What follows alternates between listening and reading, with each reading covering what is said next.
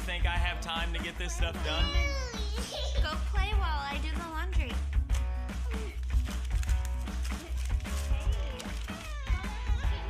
$300 at Target? How do you spend $300 at Target?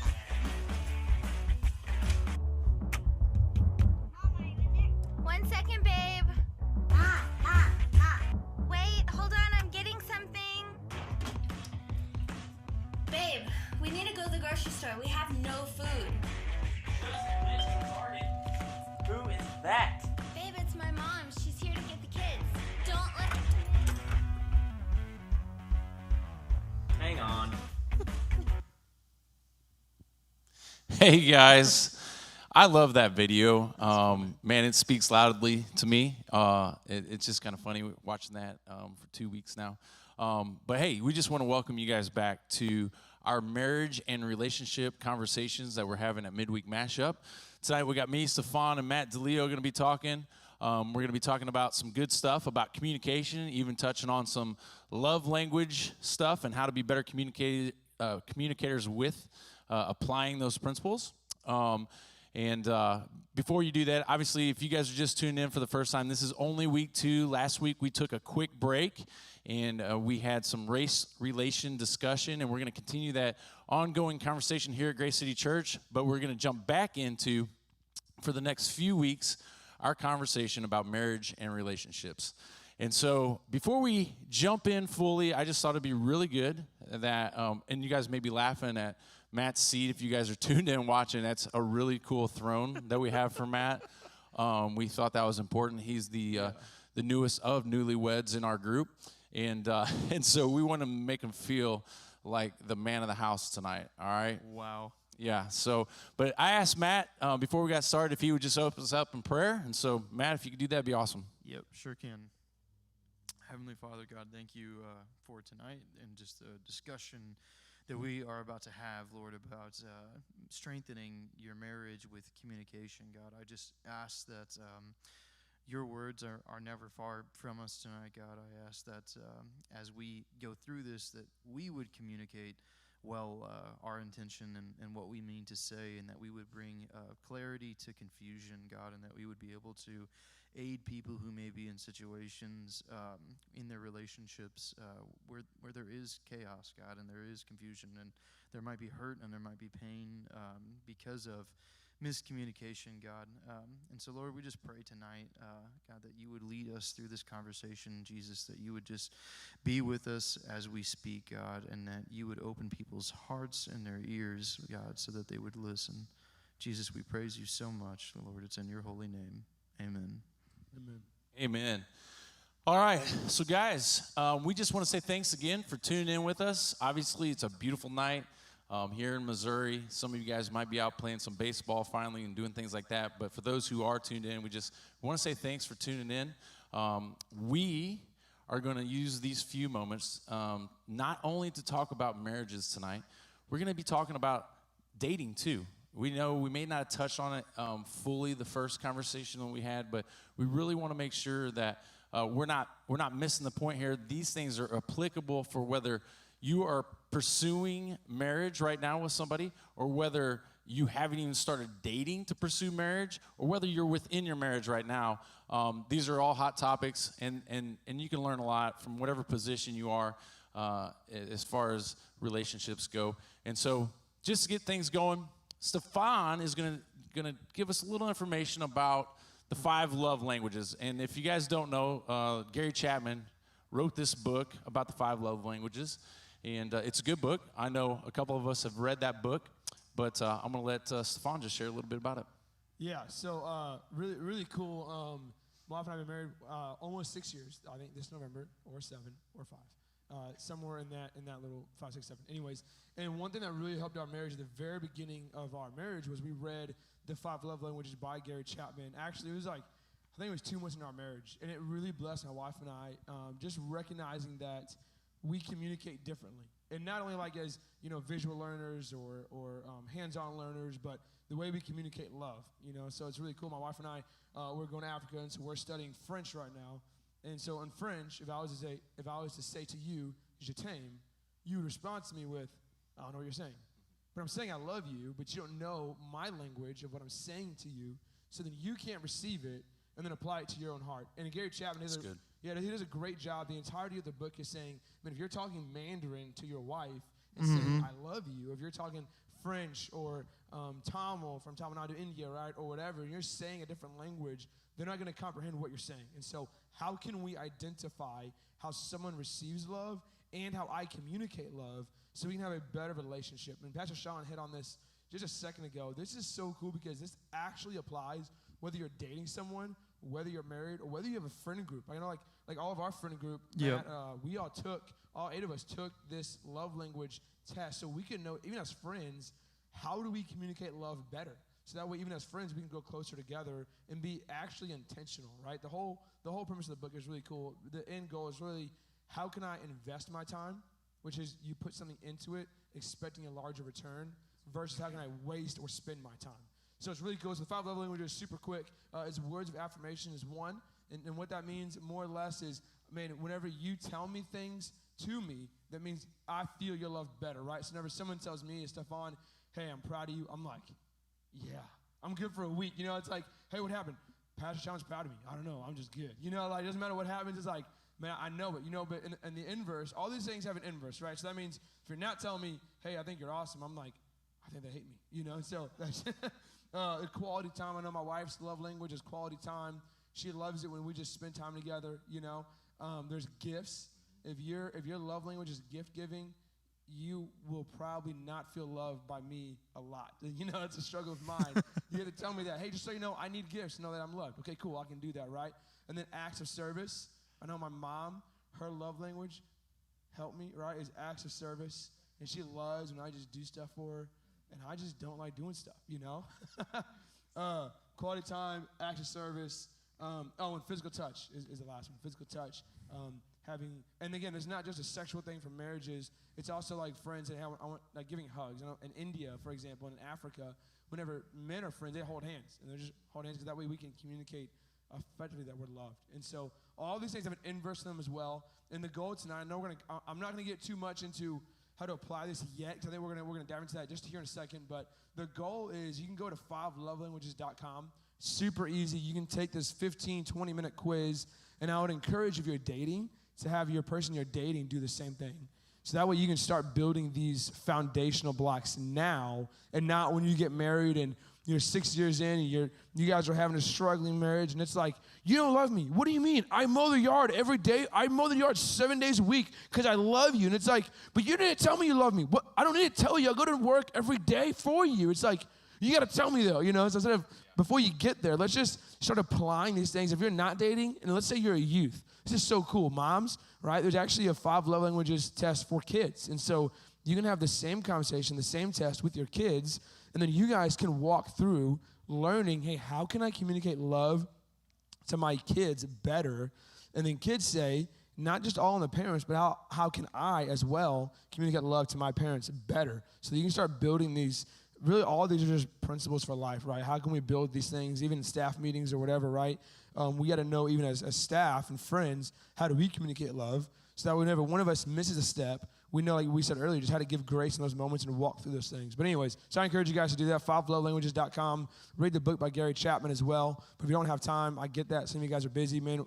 Take the test, and you can just get an idea of where you guys fall, and then have people close to you take it as well, so you guys can start now building the foundational blocks for relationships. So anyways.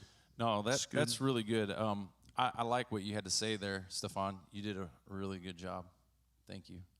See, I'm good. See, that is, yeah, words of affirmation. Now, this is a joke, kind of, right? But, like, this is actually how I receive a love. Yeah. And so you may sit back and say, that was a nice thought. But that actually, like, for me, it's like, yeah, my love tank is full, and I'm good. So good. That's good. And obviously tonight, guys, we're trying to give some tools here that can be helpful, right? You can be standing there and saying, I get this, I got that. And, man, I'm asking you to check all your prides at the door.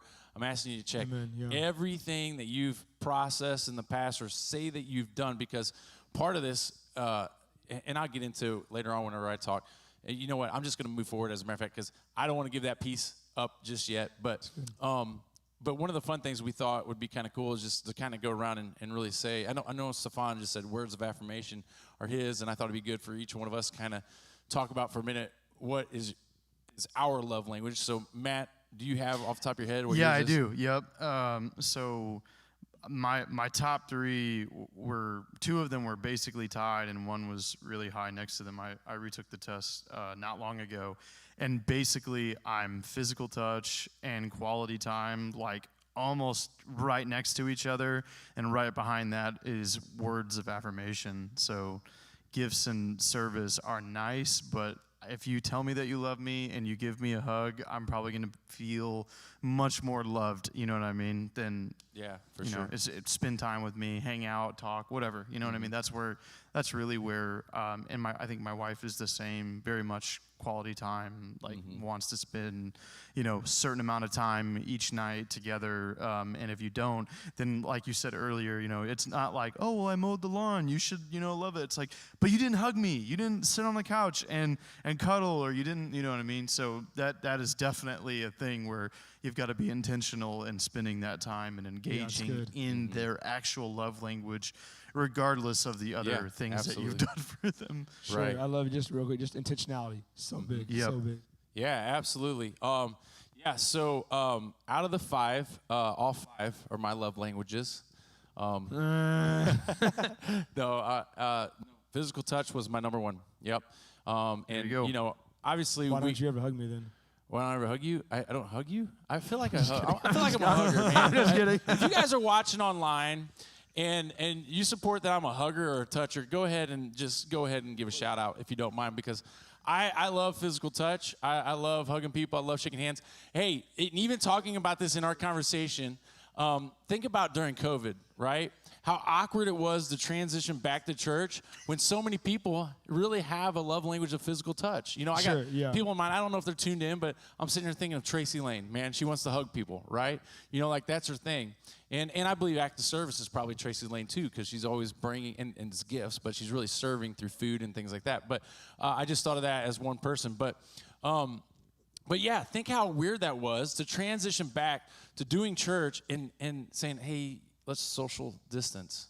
How hard would that have been for someone who's actually, their love language is physical touch, you know? Sure, yeah. And so in having this conversation, what we want to point out is that people are different, right? And that's okay. But being able to recognize that they are, and that our way isn't always what is the right way, you know? And I even said that from the pulpit during COVID when we came back. I said, keep in mind the best way to love somebody is to love them the way they want to be loved. So it might not be physical touch for them, you know, in that moment. And so that's a good thing to remember when we're going through this, because a lot of you guys, you know, whether you're in the middle of a marriage, pursuing marriage, or pursuing just a dating relationship, right? You probably walk into all of those situations and you know what you need. And so I just want to encourage you guys to spend time of focusing on what the other person needs. You know, really just kind of flipping that view a lot of times, because let's be real, whenever we're going shopping, we were shopping for my wife or whatever it was in that moment, you know, I probably wasn't worried about her needs so much that I was trying to fulfill. I was worried about mine, you know? And so just keep in mind, man, whenever you're pursuing a relationship, that ultimately the two of you become one, right? And so, man, you're going to be walking around awkward if you don't know how to supply the needs of the other person, you know? So kind of limping around. So just keep that in mind and then pursue this. Obviously, Stefan gave you some great resources online you could go to. But I do want to say this, and Matt's going to actually talk about a cool piece here in a minute, just about how walking through disagreements, you know, in communicating with one another. And the visual that I have that's really helped me through this process, right, is whenever in conversation or communication with other people is truth and love, season and grace, right? And we talked about it just a little bit beforehand, because sometimes my way to communicate is it's black and white, you know? It's just fact, you know? And that doesn't mean that's the way that the other party communicates, right? And so walking through the truth and love part, meaning, hey, I'm going to share my view. I'm going to communicate what I believe needs to be communicated. In the same way, I'm gonna walk in love in doing so. I'm not gonna be overbearing in how I do it, and also operating in this place of grace, because maybe the other person isn't going to be the exact same as me, right? Yep. And so, yeah, Matt, if I'm gonna turn it over to Matt for a minute, he's gonna talk a little bit about walking through disagreements. Yeah. You share Yep. whatever you have on your heart, man. Yeah. So this goes for, I think, even if you're dating or you're married, I think we all need to, really have that honest conversation that disagreements will happen. We can't lie to ourselves and say that, oh, my relationship is always going to be rainbows and butterflies and that there will never be problems. And so, because, you talk to those people sometimes and they're like, yeah, we've never argued. Like, we've never fought. And I'm like, how deep is your relationship actually? Because that sounds maybe kind of shallow. Like, and just wait till you get around each other a little bit more. And part of the reason I wanted to talk about this was because it's not always an area that I do well in. And I've realized that in my own marriage in the last 2 years that sometimes I let my temper flare up. Sometimes I do not communicate well. I don't say the right things. And so when it comes to disagreements in the home, you kind of have to have almost like a playbook of what do we do here whenever we are actually disagreeing with one another, whether you be boyfriend, girlfriend, husband, and wife. And I heard this really awesome analogy that I wanted to share. And it went something like, when you're disagreeing with your spouse or your significant other, it needs to be more like a boxing match and less like an MMA fight. I don't know if you've ever seen MMA, but in MMA they do chokeholds, they get on top of each other, it's pounding into the ground. I mean, it can get really bad before the ref ever steps in. But in boxing, there's a lot of things that are like kind of safeguards. There's certain things that you can't do. There's places that you don't go. There's very kind of strict rules that they have to follow by before it gets broken up. And that's one of the things about being in the home or being in a relationship in general, is that you should have areas that you don't go, and understanding, okay, if I take this to the level of ad hominem, which means personal attack, like if I start attacking the other person instead of disagreeing with their argument, that's a place I probably shouldn't go, right?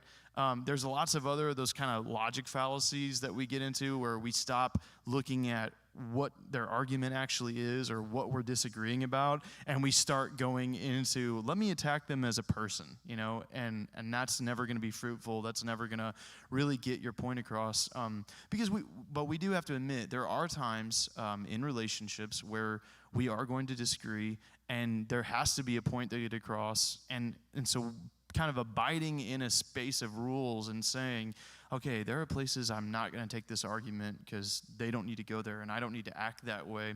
And even seasoning that, with grace and with truth. Because here's a hard place, I think, for maybe some men out there, which I find myself there often, is that I believe in an argument that I am the righteous party. Like I start to believe that, well, I'm right. I'm exactly right about what I'm talking about. I'm approaching this from a level of facts. I'm approaching it from a level of statistics, whatever. And so I'm just going to start throwing these things out here. Well, then having to realize that other people don't always operate that way, including my wife, who can be very emotional. So it's like, it's not getting through to her the same way. And then even having to kind of check your own heart and say, yeah, I need to be more open in this moment, and try to stay very even-keeled. There's something that happens in your brain whenever you get angry. It's that flight or fight response. Your body kind of maybe dumps some adrenaline, and then on top of that, there's a chemical that's secreted in your head that makes your higher thinking qualities dissipate. And so you're not going to be as able to use your head whenever you're angry. And so I've really struggled with this sometimes whenever we are getting into a disagreement of like, how do I just not feel like I'm being attacked right now and stay calm? Because I don't want to be in a place where I start attacking my spouse. And you don't want to be in a place where that's happening either, whether it be with your friend or with your significant other, however that works.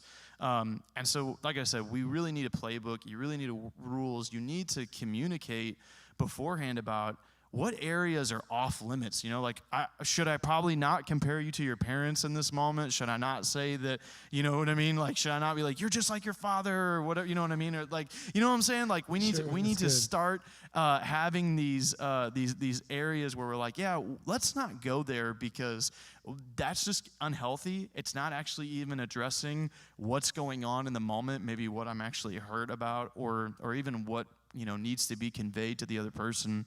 And I think, you know, wrapping it all out, a lot of having a rule book goes back to in Ephesians, especially if we're talking about in dating and in marriage, is that, you know, a wife respecting a husband and a husband loving a wife. And you have to see that there's a certain point where, you know, you need to be respectful and have boundaries and not go after your husband. And a husband has to realize that there are points that he should not go after you for either, for the sake of being loving, you know? And so within that biblical context, you need to have those boundaries and saying, yeah, we don't go there whenever we argue, or else someone ends up sleeping on the couch, or it's just a yelling, screaming match, and now the kids are like, what's going on? Are mommy and daddy okay? You know, so I like I said, I really do feel like establishing where you should not go if you are dating, you know, and you're getting to know the other person, and knowing what areas are really going to cause harm instead of getting a point across.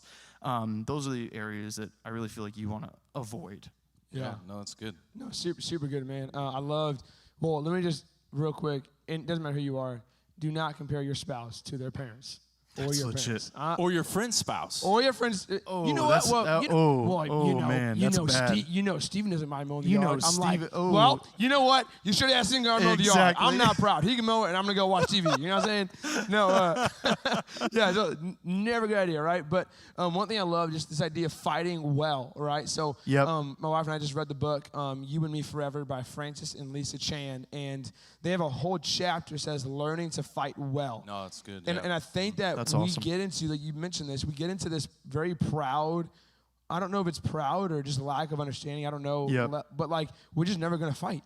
And you talk Yeah. to dating couples, and they're like, well, yeah, but we haven't fought yet. I'm like, y'all been dating for 14 days, okay? Yeah. Duh. You Yeah. only fought. Wait, you just fought- wait. Yeah. just wait, you know, give it 15 days. You know what I'm saying? And I think whenever you know that, you're going to fight. And then, so how can we then fight well where the gospel is always the centerpiece?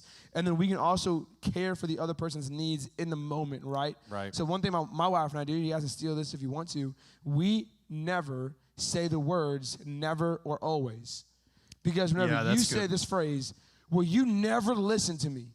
Now, I'm offended because I'm thinking, no, what do? I start running over all the Yep. times where I have actively listened, and now you're throwing out everything Yep. good I've done. Or Chantel, you never get me dinner whenever I want dinner. It's like, now, what have I done? What I've done is every time she's done it in the past and she's felt good about, man, you know what? I know it's hard. We have 2 kids, but I did it today. I know it's been a week, but I did it today. And what I've done was that one time that she felt good in her spirit, I crushed her completely. And I said, that meant nothing to me because of this moment right here.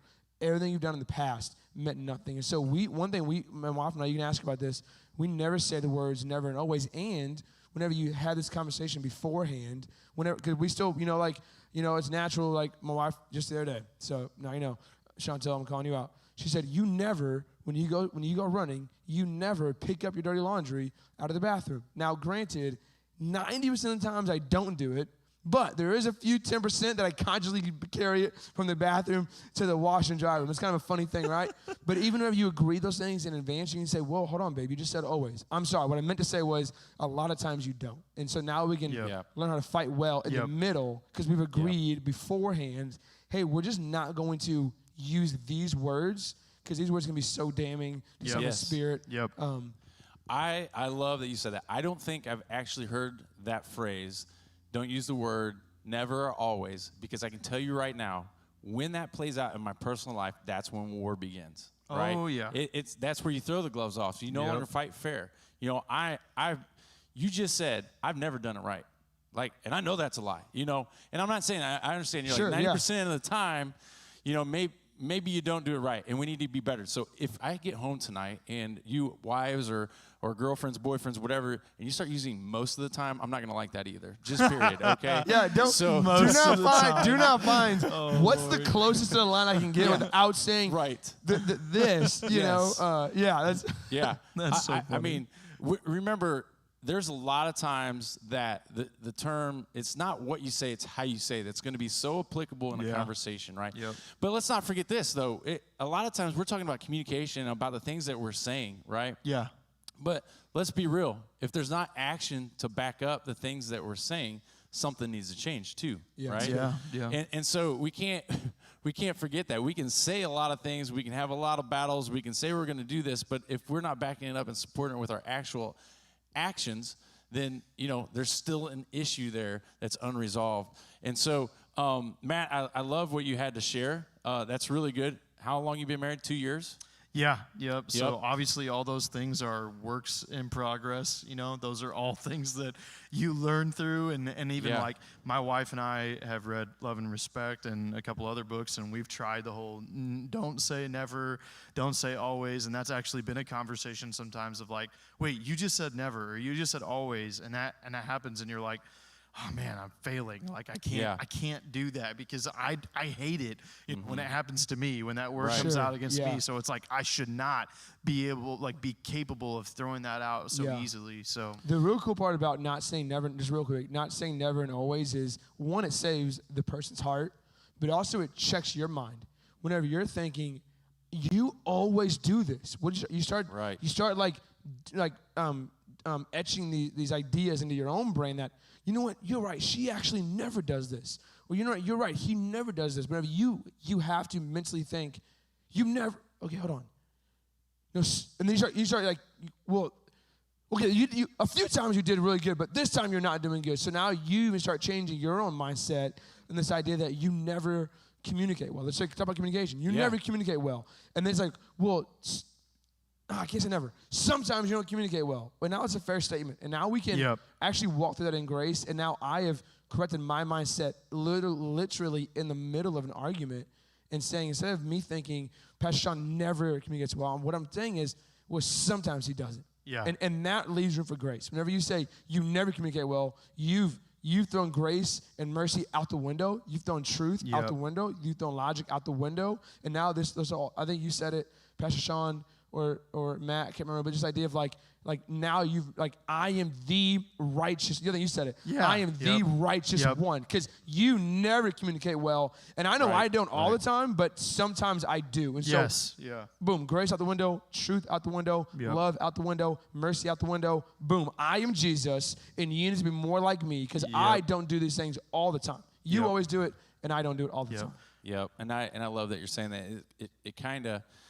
It brings me to this place I shared with you guys beforehand. I've gone to marriage counseling, right? I've received a lot of good counsel, I believe, things that I already knew or whatever, but one of the most impactful statements that was ever shared with me was coming from a counselor who is a Christian counselor, and so is his spouse. They're both Christian counselors, but talking about how they walk through the same things, right? And conversation, both of them coming to a conversation, believing both of them to be right? But it wasn't until he sat down and finally said, do I want this marriage to work? He asked himself that question. And his answer was definitely yes, because obviously here's a believer. He wants his marriage to work. And so he had to start asking himself, what can I do to make it better? Because a lot of times we start out these conversations, these disagreements of we're going to fix the other person, right? And in my personal life, that made a huge statement to me saying, what can I do, to make this marriage better? Am I willing to lay down and even surrender the part about the right to be right in the conversation? Am I willing to surrender that to save my marriage? Am I willing to go to counseling to better my marriage, right? You have to start asking these questions like, what am I going to truly do to invest in my marriage, Sure, it's so good. And so that was something I thought that was a good place to insert that because that was something that was impactful to me. I'm gonna let you guys get behind my doors for a minute of my household and what I love about my wife. Early on in our marriage, I've been married 21 years this summer. And early on, in the first 5 years of my marriage, I would tell you that my wife would tell me what I needed to do, and I didn't receive that well, right? And this may be you, spouse, tonight that is listening, or you who's in this relationship and you're challenged because, man, you think this is the person you want to marry, but you seem to continue to have this conflict over and over again, and you haven't quite got the resolve you desire. I'm going to tell you the most important thing that you can do for your spouse. It's not to tell them that they're wrong. I believe in correction. Don't get me wrong. I believe we have to bring those things to attention. But the one who can fix the other individual, if they really are messed up and not in the right position, is God. And I believe that my wife, in my life, about 5 years into it, was probably tired of telling me the same things over and over again that I wasn't doing, whether it was leaving my clothes on the floor or whatever it is. She was desiring a godly leader in the home that I did not represent in those moments, okay? And she stopped telling me what was wrong, and she started praying, right? And so I just want to encourage everybody tonight, when it comes to communicating, there's this communication that we have to have between spouses, but it doesn't mean that we leave God out of the conversation. Yeah. Right? Yeah. And we totally have to remember that God is the one that we must be communicating with to make sure that we are having the right communication with our spouses. That's And good. my wife began praying for me, and that's where my heart began to change in different areas. And I will tell you, it's been a journey, just like my journey of sanctification with the Lord, period. That's been my marriage. I want my marriage to always grow. And you have to ask Amen. yourself Yeah, it's that good. question, Yep. yourself individually, do you want your marriage to be better? Or do we have to be prideful, at times and feel like it's more important to be right in situations? Yeah. Yeah. Yep. There's real quick, I'm sorry. There's a super easy quote. Everything you're saying, spot on, but it's the idea of being righteous versus being right, and saying, and this is a reality, right? We know that as believers, we are ambassadors for Christ, right? So we know that when we walk to our workplaces or we're in a conversation with our spouse, what that means is we are trying to represent Christ in that moment, right? And so this is where I get annoyed. The phrase is like, I'm just this. Like when my wife says, well, I'm just a stay-at-home mom. I'm like, whoa. You were the exact representation of Jesus Christ and how he would raise kids in your exact context. It's not just anything. You are raising up children to be warriors for the gospel. I know that these long nights and long mornings and long days and then long nights again seems like elementary, but actually you're not just anything, right? And so in being able as believers to know that even in an argument or disagreement, how can I respond to bring God the most glory? And I think you hit on a super powerful point, Pastor Sean, that we can miss a lot. And this goes for the best marriage out there and the most damn marriage currently. It goes in prayer, right? I mean, I'm going to just real quick, Second Chronicles chapter 20.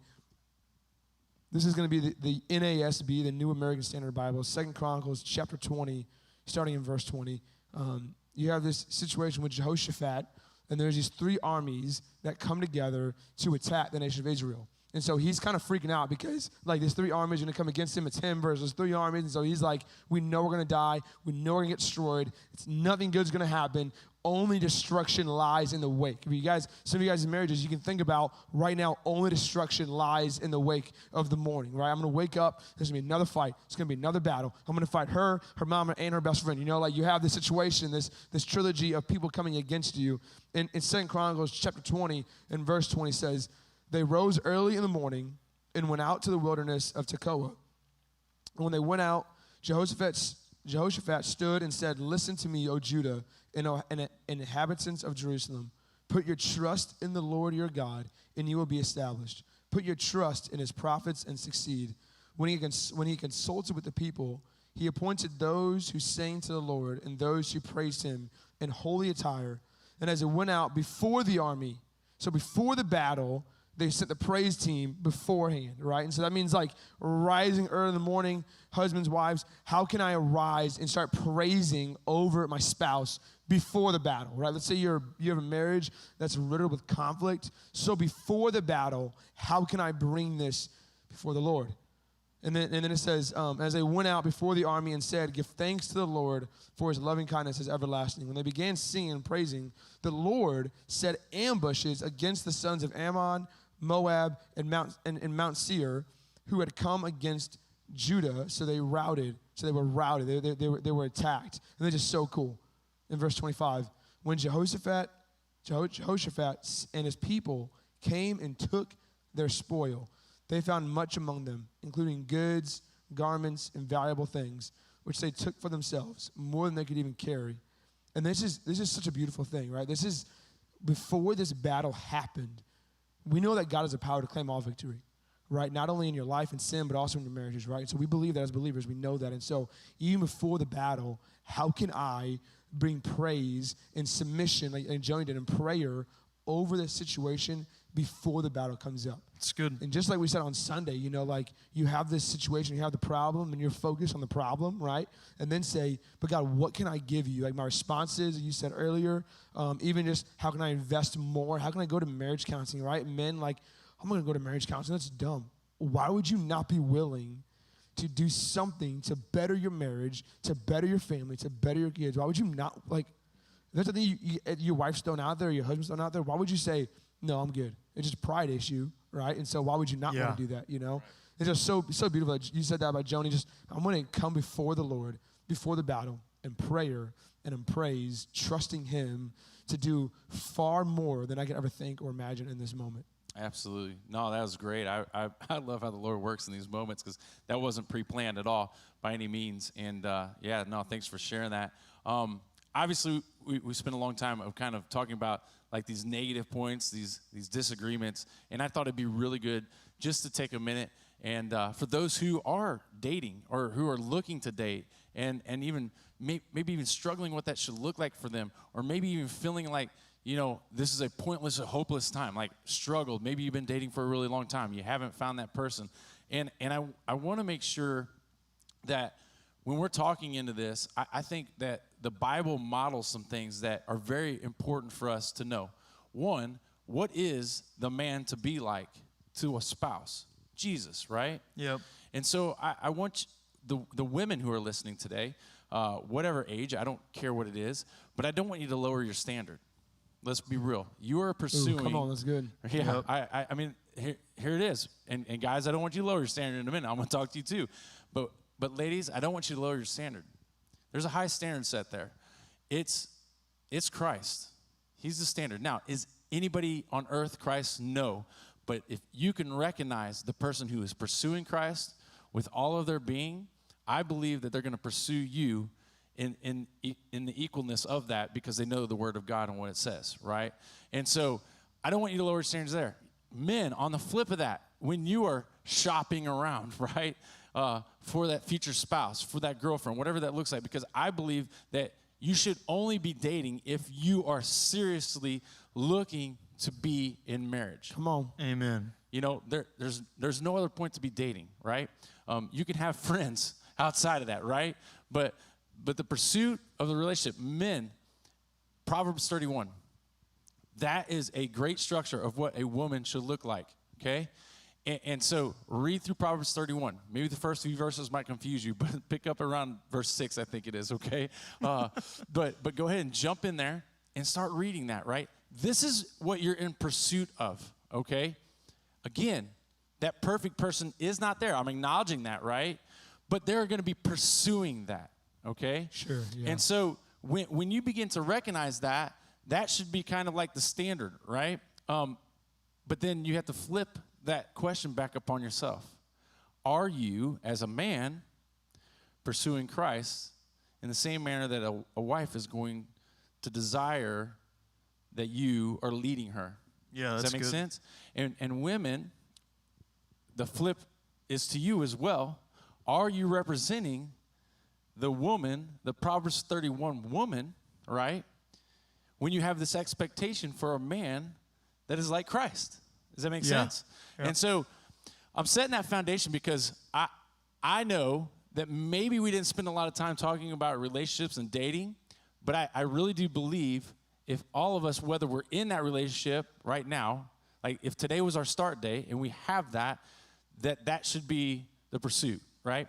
Whether you're in dating or whether you're in the middle of your marriage, no matter where you are, it's not too late. I don't want you to think like, hey, Amen. there's That's the good. failure to this. Yeah, like, that's really good. It begins now, right? And so I just want to encourage, you guys have anything to add into that? Yeah, I piece? want to say, so it's interesting. You read Proverbs 31, and it's like this list, which, by the way, my wife is awesome at it. You know, she's so great. She meets them all. Yeah. Chantel, praise you're God. amazing. He's going to bring you gifts tonight, too. She doesn't like gifts. I know Okay, her love language. yeah. That's not her thing. Words of affirmation. Quality, quality Isn't- time. We're going to enjoy time together, right? But He so won't you have mow your Proverbs 31 where you have this list of what a biblical wife should look like. And then I've heard women say, well, I'm frustrated because there's not a list of saying, hey, here is a desirable husband to look for. We say Jesus, but it's like, what does that even mean? Because no one's like Jesus, right? You can go to the pastoral epistles. You go to 1 Timothy chapter 3. And it's a qualifications of overseers and deacons, but it's a great list to look over. Is he prudent? Is he gentle? Right? So you can just go to 1 Timothy chapter 3. Just read it. I encourage you to read all of 1 Timothy and 2 Timothy. Just read it all. But 1 Timothy chapter 3 will give you a pretty good list for this section of overseers and deacons. Does this man line up with these things? Pastor Sean, you made a great point. Man, the end goal of dating is marriage. It's like, well, I don't want to get married. It's like, then why? Why I don't know why you're dating then. You know, like you have to look at dating and marriage. We talked about this 2 weeks ago, Matt. You brought this up. We have to look at it not in the context of what culture says it is, but in the context of what the Bible says it is. And the Bible says it's what? It's to bring glory to God above all else. And in the middle of that, if you're able and willing to procreate and to raise up disciples of the gospel and then send them out to do great things for the kingdom. So if you're not going to do those things, then like you said, have friends, safe friends in respectable ways and respectable distances in certain situations, right? But have friends. You don't need to be dating and start like treading on these dangerous waters. You know, I just love that. So 1 Timothy 3, just for you, looking for that list. Husbands, same check. Read 1 Timothy 3. Am I lining up with these things or I'm not? How can I fix these things in a certain way? And I do want to say just for a moment, on that trigger, whenever you recognize that the other person in that relationship doesn't have the same intentions, right there is the red flag, right? Yeah, it's the red flag, you know, and you don't say, well, I'm going to pursue that relationship to fix that, because I'm going to tell you that's where the heartache comes from, right? That's where a lot of the problems and the issues going into that missionary dating. I'm going to save that individual, right? Can we That's an old term talk about that I brought back. Man, it's a throwback. Evangelism dating, missionary dating, whatever you want to call it. And so, again, that's not to throw out those people who've already, let's say they didn't go through that process when they started dating. They married somebody right now. You're listening, and you're like, you know what? I need to restart, and I'm getting rid of, and I'm going to get an upgrade. That is not an option. I need an upgrade. Nope. Right. Not an option. Well, right? I think just real quick, you made a good point that you were not the leader that God called you to be until 5 years into your marriage. I think that's a great point. He's not saying that we want to say, well, they turned out great. He's a pastor, so he's not the leader, but he will be one day. That's not the goal. But if you did get into that, now you are married, that's okay, because we still believe God's grace can work out all things. Absolutely. Yeah, that's good. Nope, appreciate it. And I don't want to let the thing that you said go either, you know, about evangelism dating, missionary dating, whatever you want to call it, about, you know, you can't be saying, yeah, I want to take my faith super serious and then go shopping for a spouse somewhere like who isn't in the faith. You know what I mean? It's like, yeah, I want to get really, really close to God, but I also, like, you know, if you're a young woman, you know, it's like, but I'm also really not looking for a man that looks like Jesus. You're like, how does that work? Like, I'm sorry, like, do you read your Bible a lot and pray, and then, like, you go date someone that's out, just like he said, living in the culture? And so, if you're among young men too, you know, there's definitely that whole idea of like, oh, I'm about to go to whatever, I'm going to go off to college, and then there's going to be all these fish in the sea, and I can just kind of like pluck one out, you know, even though I want to have my Jesus on the side, I can go after, you know, a spouse. And the cool thing is, you know, there are tons of Christian women and tons of young Christian men. I really feel like there will be a spouse out there for most of you who are looking for it. But that does not mean, yeah, let me go try to convert someone to that.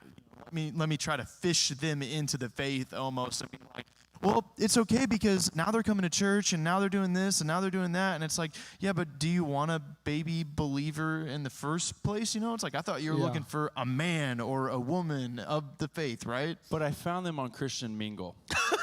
You're like, can we? Fishing scam, Yeah. right? You gotta be aware. Be aware. Call that catfishing, all right? Just so you guys know Yeah. out there. And they can be the good guys. I just want to encourage you guys real quick.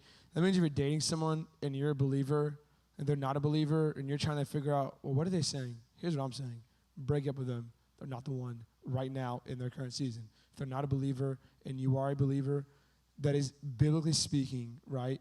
You see this, Paul says in 1 or 2 Corinthians, one of the two. 1 Corinthians 7 1 talks, Corinthians if that's 7, where you're at. Thanks a lot. Yeah, I don't know, maybe. It says that do not be unequally yoked. Yep. What that means is you see all the sins of the Old Testament, right? What happened is the men of Israel took foreign wives who worshiped different gods and brought in these different idols into their homes, and the destruction came.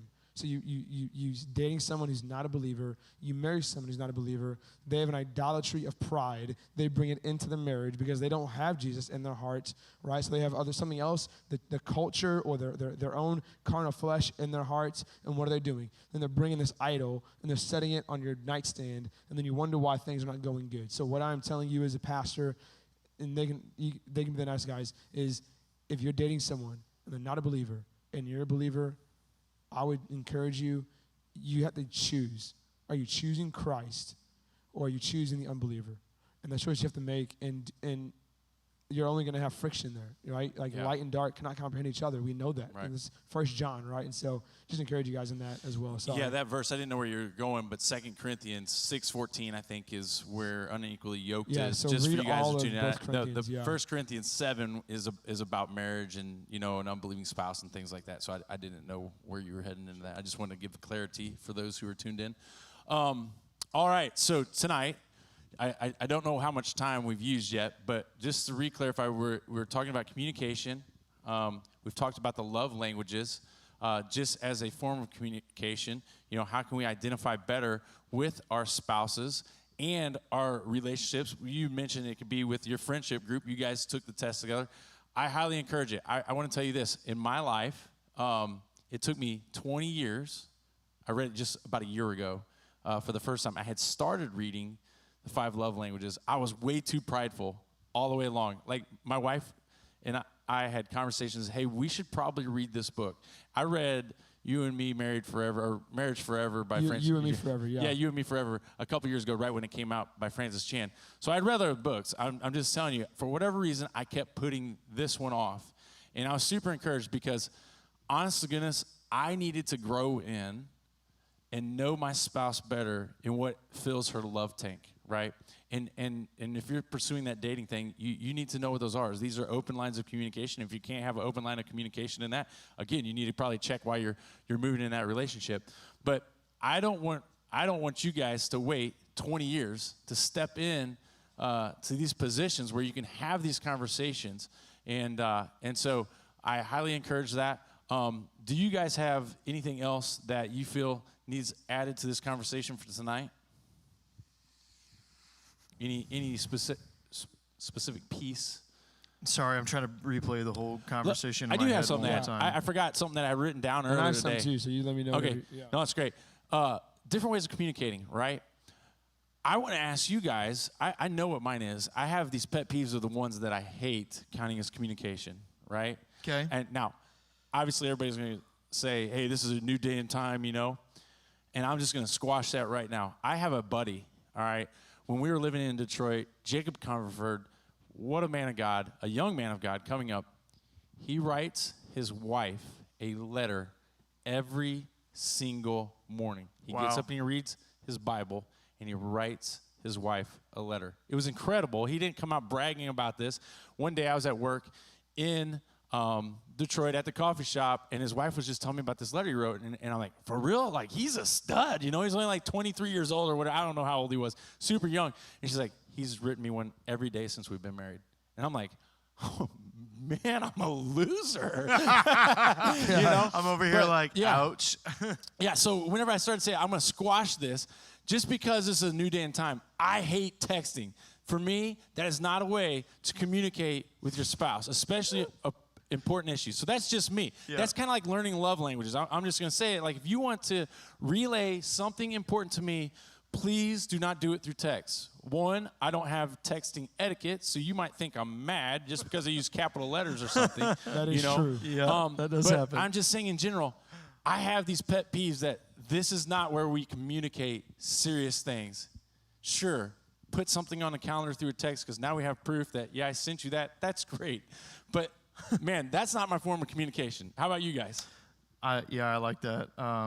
Yep, I know for my wife, texting is definitely not the best way of communication with her. It's got to be person to person. Amen. Just in general, it has to be face to face. And then even sometimes, it's funny that you brought up like pet peeves and just areas maybe that you fail in or whatever about communicating, because that was another thing that even just came up recently, is that we realized that for some reason, if there's a lot of stuff that goes on in one day and we're not around each other a ton in person, and then when we finally do get around each other, it's all like, okay, I'm like we're focused so much on now that we forget to tell each other important stuff that actually happened that day, that we were like, oh yeah, I should have told you that. Like I should have told you about this, or oh, maybe that I talked to other people about doing this, or maybe that we're having people over tonight, or whatever it was. But then I was so, happy to be around you, and we got caught up about whatever, that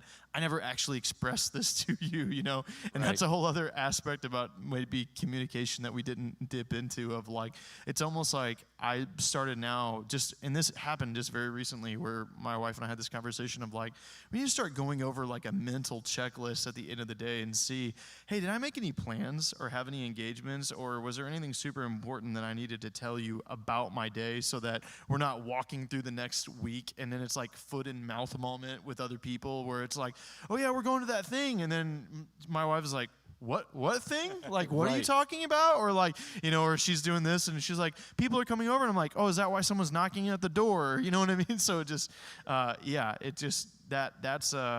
that's super key. I feel like that's one thing maybe we didn't talk about a ton in the conversation, but yeah. So that's my relationship is not a relationship no, at all, yeah, right? And the hard part is how many times I can't even tell you how many times it's like, oh, that's in the group chat, or that's in a message or whatever, and it's just like, what? And then you're going back through your phone and you're like, oh, somebody did send me that. Or, for my wife and I, oh, she did tell me about this like 3 weeks ago. No wonder why I forgot, I'm sorry. Yeah. But yeah, it's like, so I do advocate communicating in person is awesome. Yeah. Yeah, you guys sound way older than me. Let me just say that. First of all, you're 30 and you're like 50.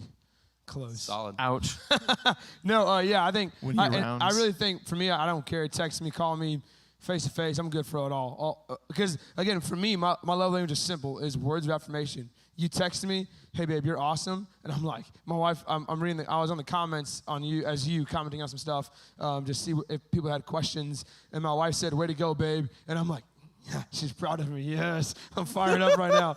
And, I really think a lot of it really just boils down to, I'm so sad. My wife's not tuned in. She's working. yeah, I see that, right? So I really think it's really important. I really think it's really important to be able to just identify where you are. And just before we wrap up, I know we're about out of time, but I want to encourage you guys too, what the love language is. And Pastor Sean, you mentioned this, and I just want to hit on it really hard, just in literally 45 seconds or less. As you discover the way you communicate, being able to communicate with your loved ones, whoever that is, how you receive love. And then also saying, you said this a little bit ago, well, now, how do you receive love, and how can I lay down what I want for what you want sometimes, right? So, like, some men don't like quality time, right? Like, I don't want to sit down and just do nothing all day. It's like, but again, if your love language is quality time, I have to, my wife and I had this frustration in the first year of our marriage, because I'm thinking, I see you every night when we go to sleep. And she's like, well, we got to go on a date. I'm like, on a date, we live alone. We don't have any kids. Every day is a date. This is a date. This is literally a year-long date right now. And she's like, no. Quality time for me is we going out and you're buying my dinner and we're having a good time, right? And so being able to identify those things and then saying, I don't communicate love that way, and that's okay. So I still need to do this for you. And in the same way, why don't we like giving hugs or telling people that they're awesome? Well, I don't. Right now, it's not about you. Whenever you're communicating love to somebody else, it's not talking in your love language. Hey, is your tame? And you're like, I don't get it. It's like, oh, I need to talk in your language. And so, hey, I'm going to serve you. If your wife's love language is acts of service, That means, darn it, when she comes home, you clean the gutters, mow the grass, do all this stuff. Well, you did all that just so she knows you love you. You love her? Yes. That's a husband's job, is to reiterate, I love you. She's going to want to fill your love tank too. Yeah, and because I want you to tell me that I'm loved with my love language, and so therefore I have to do things, writing a letter every morning or whatever it is. I need to do things so you know that I love you. And so darn it, and we don't do things to get it, right? So we don't say, I did this for you yesterday. Why did you not do this for me yet? That's not the goal. That's not the way to play, right? But I want to serve you and communicate in your love. I just want to. I don't think we mentioned that identify where you are, but then also where your spouse is, and be intentional in sacrificing in that. Anyways. Yep. No, that's really good. Matt, you got anything just to add here at the end as we wrap up? No, I'm good. I will say this, guys, this has been a process, just like I said earlier. Sanctification is a process, right? Growing closer to God in godliness. We went through that with our spiritual disciplines, and now in application with our marriage, it's the same thing. If you guys look at our lives, and I love Matt actually said this earlier before, and I don't think he ever said it live. Maybe he did, but he literally said he wanted to talk about this specific topic because it was one of the places that he needed to grow the most in. And that's what he shared with me yesterday, and I totally get that, and I understand that. That means he's willing to take the risk to grow and invest in his marriage and in his relationship, and that same thing goes for you. Whether you are dating somebody right now, are you willing to invest in this area? And if you're not, that's another sign. Get the heck out, right? If you're not willing to do that, you may not be ready for marriage. Yeah, period. that's good. And that means you're definitely not ready for dating, And so just want to encourage you in that way. But one more thing before we wrap up. Man, you guys probably have seen this really cool throne here that we mentioned earlier. This weekend, and this is how cool we are as a church, right, at Grace City, because we don't want to elevate one over the other, but Father's Day is coming up. But we miss Mother's Day, and we do not. This is how we know it's so important to identify. We want to celebrate it together this week, Yeah, we're going to elevate fathers, but in the same sense, man, we're going to celebrate with the mothers. And we got these cool root beers. You can see a variety pack down here, which we had to test the product today, Stephen and I, and it was amazing. And Cardinal Cream is probably the best. And so on Sunday, man, we're going to share that. We're going to have a hot dog cookout, just give a little something, just saying, hey, we love you, fathers and mothers, and we appreciate you. This is one way that we're able to walk out the love language by an act of service and a gift, right? We're going to serve them. And we love you guys. And so we hope that you can be here with us this Sunday to be a part of that 9/11. Hey, if you guys are our online viewers and you're only going to be here at 9, guess what? You're going to miss out on this loving moment that we want to love back to you. And so hopefully you can make it this week. Bring your mothers and fathers out too. That's totally cool. We'll take it. We'd love to have you. That's all we have for this week with Midweek Mashup. We will be back next week at 6:30 again. And then here's another thing. A lot of you guys that do know us, that do come to church here, man, go ahead and start asking our spouses, what they think of our conversations that we're having, because you know what? They're going to be up here and be able to discuss that in just 2 weeks, some of those things. Yep. And so we want to encourage you guys. Look forward to it. Yeah, if you think that we're acting like we have it all figured out, no, we've just learned a lot in the process. That's true. That's true. And so my hope is that when our spouses get up here, that they're going to say, yeah, it has been easy, but I've warred alongside of my spouse, and I plan to be there to the end, and that's what I think you're going to get. But go ahead and ask them on Sundays when you see them, if what we're telling you is being lived out or was a learning process, man, we challenge you to do so, because we can't wait for the day that they get to come up here and talk with us. But that's all we have for this week. We love you guys. Go out and enjoy the rest of the night. Have a great week, and we'll see you guys Sunday. See you guys. Thanks Peace for out. joining.